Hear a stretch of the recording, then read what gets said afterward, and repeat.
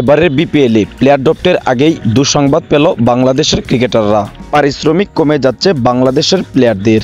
সাম্প্রতিক বিসিবির এক মিটিংয়ে এমন সিদ্ধান্ত নেওয়া হয়।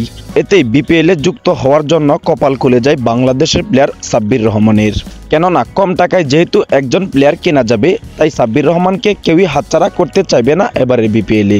গত বছর বিপিএলে সাব্বির রহমান কোনো দলেই জায়গা পায়নি। যেহেতু এবার টি10-এ দুর্দান্ত পারফরমেন্স করেছে, তাই তাকে দলে ফেরানোর সম্ভাবনাটাই বেশি।